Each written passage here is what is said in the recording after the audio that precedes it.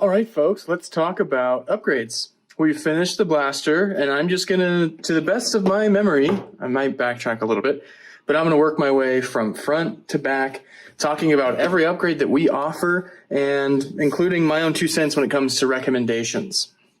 So, firstly, at the very tip, you can get I haven't mentioned these before, but you can get a scar barrel attachment. This fits over the end of the barrel and then tightens down onto it with 3 screws. And what this does is 2 things. It helps with adding pseudo rifling to the end of your barrel. So what happens is about 6 feet of fish line feed back and forth inside of this scar barrel. And what you can do is you can unscrew it. The entire thing is threaded, but you unscrew it ever so slightly and lock it back down. And what that does is it actually adds a twist to each of those individual fishing lines. And it provides, like I said, some rifling. So these can help greatly with accuracy with the slight decrease in power. The other thing this thing does is when you fire a blaster, the air comes from the plunger tube through the ram core, through the barrel, behind the dart, and then propels it out the front, right? However, sometimes if you have a powerful enough blaster, there's an extra puff of air at the end, so it'll actually hit the tail of the dart and send it kind of more fishtailing because of that extra puff at the end. What this also does beyond the rifling is it actually helps dissipate that puff. So yeah, there's the scar barrel. I personally don't have a lot of experience with scar barrels. I don't usually use them, but they can really help with accuracy. Other things here. We have this is a 14-inch 0.509 barrel. Once again, that means the inner diameter. Our default barrel is 0.527 inches. So you do the math, the difference between 0.509 and 0.527 is that it's a little bit tighter. The darts fit a little bit more snug in the barrel. So that's a Gen 2 worker. We have a Gen 3 worker. You know, it's a little bit more snug, which can help with performance. If you're looking for something even tighter, we have the 0.495 barrel, which is even tighter. I don't know the exact sciences of it, but if you find the right balance between plunger tube, or rather, if you find the right balance between spring, barrel length, and barrel tightness, you can get a lot of boosted performance out of the blaster. Our barrel lengths vary from between 12 to 18, and you can even get a 24-inch barrel. Not that I recommend it personally, and you can get them in any of those sizes. We currently do not offer brass barrels for the U channel series, but it has been done before, and it's something that may come in the future. So keep an eye out for that if you're really bent on having a brass barrel. My personal take on it, though, is that you don't need a brass barrel to have the same performance that a brass barrel offers. Of course, I'm no exact scientist on all of this. That's just kind of my experience. I could be proven wrong easily. Continuing our way back, that's barrels. As you saw, there was a Railgasm. However, there was an issue. It didn't fit properly, so I've just got to reprint something. So I left it off for now. But the Railgasm essentially just connects this rail here. On the standard Caliburn, that actually adds a lot of stability, and I highly recommend it. But on the U Caliburn, it's not really a necessity. You can totally go without it because the thing, this is me twisting it with both hands as hard as I can. Yeah, it's so sturdy. You don't really need it. But if you want that rail space for mounts or sights, things like that, you know, totally cool. But mostly cosmetic reasons. Foregrips, this is the standard angled foregrip. We have a Pyrangle foregrip, which is more of like a bigger flat one to grab. There are pictures on the site, as well as a modular foregrip. Just be aware that the longer and more vertical your foregrip is, the more of a perpendicular force you're applying to the pump action, and as a result, more friction will be applied to the U-channel, which isn't a problem. Just be aware it might be a little bit stiffer of a pole. You can work with like lubricating it and such, but really it's not a deal breaker at all. Like, choose whatever foregrip you want, just a heads up. I personally really like the angled foregrip. As long as you grip it right, grip it nice and low, your hand won't be rubbing against the U-channel. As we work our way back, this barrel coupler is necessary if you are going to get a tighter barrel. So that's just kind of part of it. we get to the Magwell, and this is actually the first Talon Katana version Magwell that I've built. Normally, like I said earlier, your Magwell will actually be about this big, so you can fit elite darts. But this one is currently equipped to fit both standard Talon magazines as well as Katana magazines. So it's got those dual mag releases. This is great, but I personally just use an adapter and an elite Magwell. That's what I would do, but totally up to you. If you use just these magazines, it's kind of nice. Next, we've got the aluminum Pcap plate.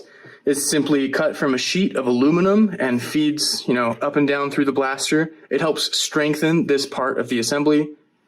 There's a lot of force that comes from the spring and slams into the front here.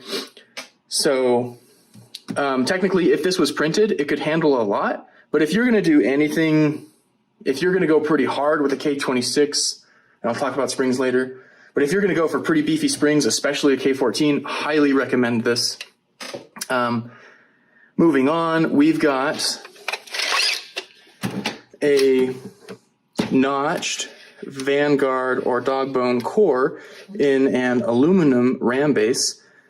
These cores are machined as well as these ram bases, and then they're pressed together on a really strong press, and even with a little bit of glue to make sure that they're airtight from front to back. We have an aluminum plunger as well in this guy. Those aluminum parts are there just because they're really durable, and because they're precision machined, they can have very good air seals. In fact, this one to show you, bring it forward, just a very slight leak, but more commonly, you can honestly have a perfect air seal.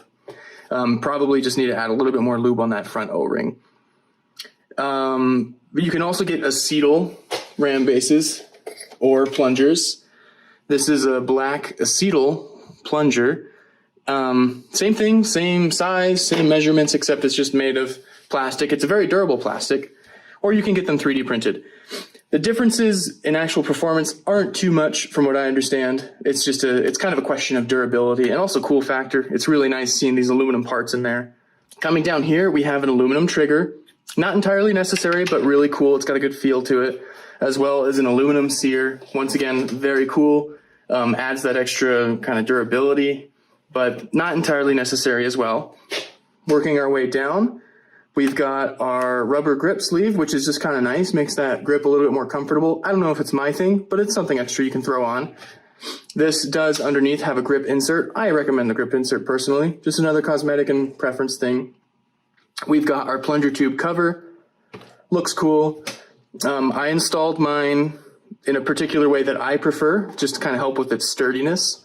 It can be installed either way. If you even have a little bit of threaded rod, you can make it really secure. Totally up to you. Just an extra place to put sights and things. Working our way further back, we've got our stock tube. The default is just this kind of clear bluish PVC pipe. We have different colors. Check them out. And then coming all the way to the back here, talking about the spring. This is a Pro 25 spring. The Pro 25 springs just have nice square edges at the back instead of these curvy ones. This is a K25 for a good medium power, but we also have the K31, which is good for younger people. If I would say approaching 8, 9, 10 years old is when you can probably expect to handle a K31 pretty comfortably. So if you're looking to give this to a kid, I recommend the K31.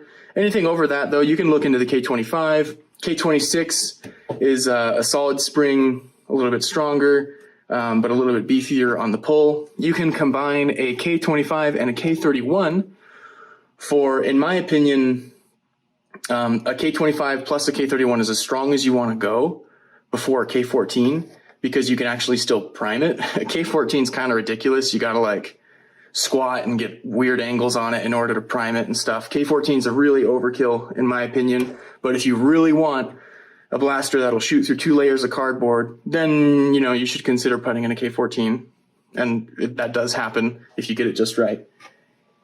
Additionally, you can get iron sights. I'd leave iron sights off as we ship them, but just real easy things to slap on. But yeah, I've kind of gone everywhere. But in general, if you're looking for a versatile springer that's just kind of medium power, this is about what you want. I would maybe go with the Elite Magwell, so that way you can switch between different dart types, and I'd maybe keep on a default barrel.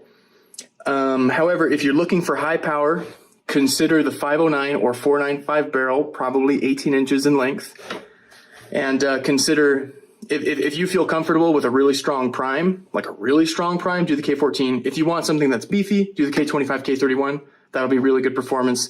And if you want something that's more manageable and normal, K26, in my opinion, is a good middle of the road when you still want power. That's a big info dump. I hope that was decently organized, but that's kind of my take on the U Caliburn. Oh, and one last thing is the powder coated bars.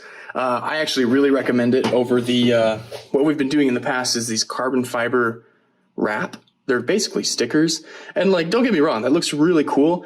It's just this carbon fiber wrap is kind of delicate. And if you dink it, it can start peeling.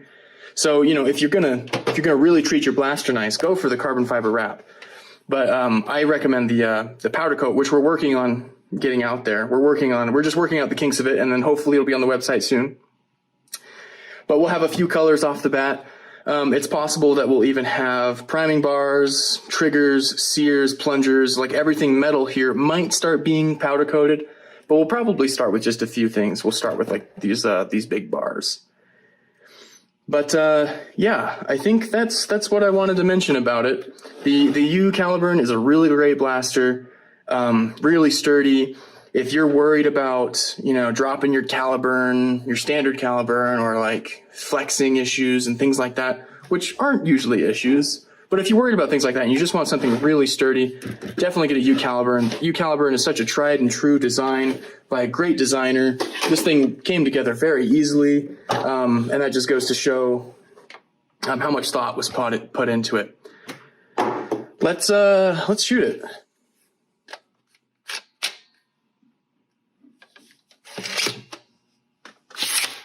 Very nice. Let's get our chronograph ready. Let's see how hard it's hitting.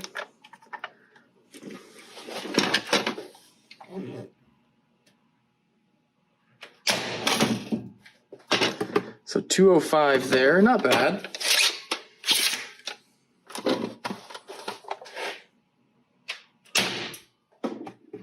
.223.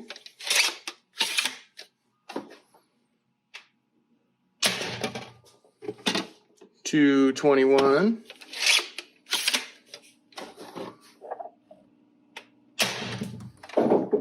Another 221. All right. Pretty good, pretty good. So, I'd say it turned out pretty nice. So I think that's it, guys. Really recommend it. Have fun. Enjoy such a sturdy platform, reliable platform. And yeah, I'll see you guys next time. Thanks for watching.